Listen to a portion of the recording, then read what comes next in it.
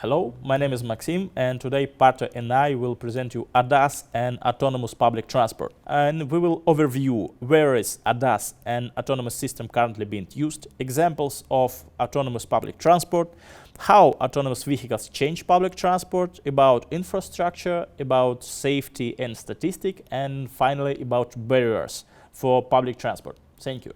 Where ADAS and autonomous systems are currently being used. Passenger car segment is the place where largest section of the population experience ADAS and autonomous features. Cruise control, lane assist, emergency braking, ESP are notable examples.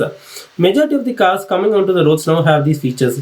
We also have OEMs who aim to have full autonomous driving in certain conditions like low speed traffic or in highways. Next segment is the public transport. Here we put all modes of passenger transports together. Autonomous trails are in use for a very long time. City metros, airport terminals are common users of these autonomous systems. Small autonomous paths are used for short distance transport on road. Cable cars in tourist areas are made autonomous to increase the throughput. Best safety records of the commercial aircrafts are a result of their assistance systems. For more than half of the journey time, the flights are operated by their control software. Luxury yachts and large vessels like cruise make use of assistance systems to steer and dock as desired. We also have ADAS and autonomous systems in areas other than the passenger transportation. Implementation of autonomous technologies in flight are driven by the economical advantage produced by their efficiency and ability to work around the clock. New generation ports are built with the automated crane and autonomous container carriers, and these systems have incredible efficiency backed by artificial intelligence. Driver assistance and autonomous systems in industrial and mining areas help them to operate safely in hazardous environment. There is an increased trend of autonomous and automated vehicles in the agriculture field to increase their productivity. In aerospace and defense sector, different level of autonomous systems are used for tracking the target and maneuvering during the flight. The assistance systems in modern drones protect them from crashing into obstacles. It also helps them in takeoff and land safely. Autonomous drones are largely used in surveillance and surveying in the current time.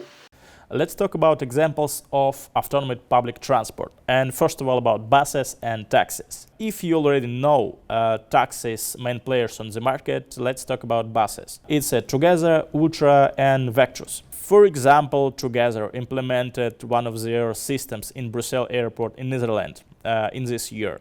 For taxi, you see the link for disengagement report, and it's a quantity of miles for US territory in previous year for autonomous vehicles. Normative base is clear, but I want to pay your attention. Yeah, just they're using INCA Series 21 standards for buses or RPM systems.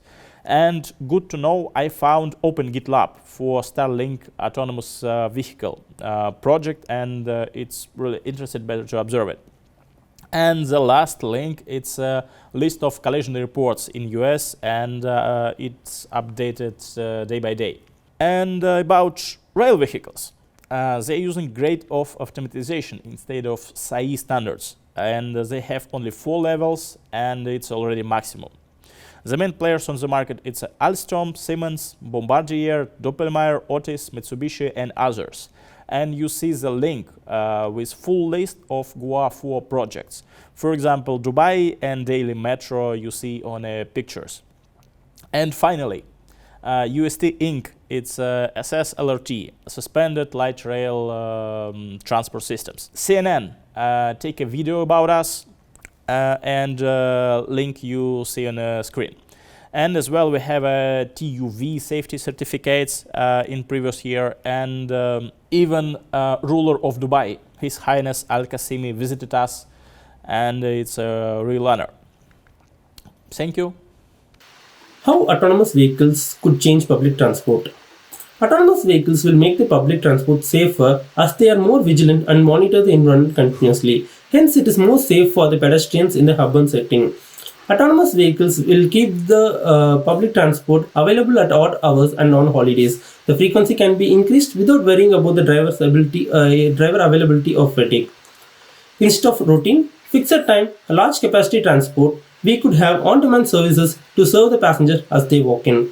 Last-minute connectivity can be reliably booked on demand, and there will be no last-minute cancellations by the driver. Connected autonomous public transport will help to ease the traffic planning, and the data will highlight the bottlenecks to the authorities easily. Autonomous vehicles plan their route well in advance. They also have smoother acceleration and smoother deceleration. These factors help them to be more efficient public transport and also provide better quality of service. Autonomous vehicles will make the public transport more electric.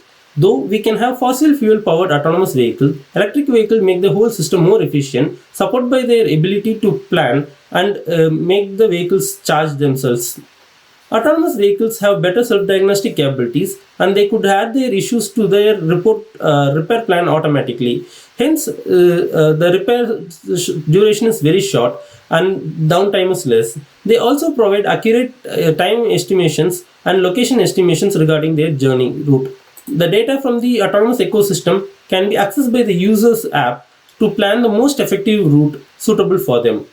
Hence, they can enjoy shorter journey time. Let's talk about infrastructure and first of all about HR or HD maps. Based on financial predictions, in 2028, market size will be a few billions of US dollars. Below you see a list of the companies. If you are interested, you can Google it. About nightmare for autonomic vehicles. You see the rain, you see the crossroads, traffic lights, pedestrians, and so on. But if you have information, wireless information by roadside unit, you will have status for traffic lights, for pedestrian detections, for traffic jams, and etc. And about winter. In this picture, you should understand where is your side, where is not your side, where is the pedestrian zones, and so on. And even I cannot tell you this. And if we implement on the roads airfit tax, yeah, just the cost of one airfit tax is a few cents, and it's using everywhere. Even if we use airfit tax, we can understand where is your side, where is not your side, even if you are not look at the road. About vehicles to vehicles, based on US Safety Administration, more than 600,000 of car crashes could be avoided just implemented vehicles to vehicles, just because of if you understand the predictions or maneuver of other participants immediately, yeah, just probably you could avoid all of the car crashes. And about existing infrastructure to autonomous vehicles. This is Istanbul here, yeah, just and it's a limited operational domain for buses. You see no pedestrians, no traffic lights, no signs, nothing else.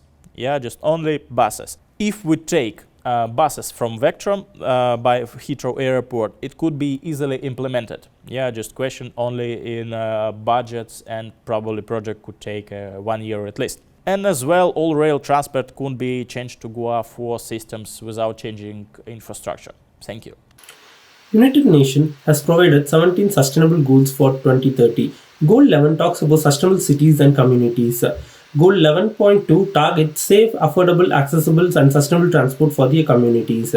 Autonomous public transport could make a reliable alternative by providing better quality of service, reliable data, increased availability and sufficient frequency, thereby accelerating the acceptance and usage of public transport by larger population of the communities. Autonomous public transport is safer for the passengers, pedestrians and to the environment. It is easier to scale the transport network with autonomous public transport, both in terms of increasing the coverage as well as increasing the density. It could also have some data impact if not planned carefully. The overall vehicle traveled will be increasing, so we need to keep check on both direct and indirect emissions. Lack of standardization could lead to high cost, and once set up, it is difficult to change to a newer technology. With more connectivity and autonomous decision making, cybersecurity threats are mounting high and cannot be ignored. Let's talk about barriers finally. None of OEM tells us they have a ready product. They solve all technical problems, they have maturity of technology, and if we already solve of our technical problems, we have a problem with safety. Unpredictable pedestrians, not ready infrastructure. About technology, I mean stability of sensors, computers, big data, and so on. It's a real headache. And finally, legislation.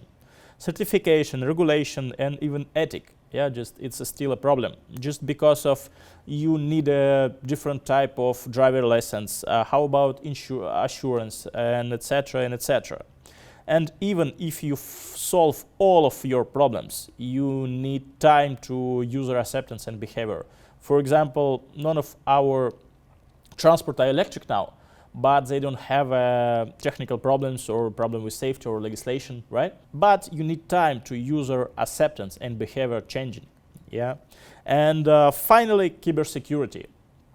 Cybersecurity, it's a real problem, and I put you a link here. And it's really an astonishment video with two guys who hack Jeep. So it was the last slide. Thank you for your attention, and see you soon. Bye bye.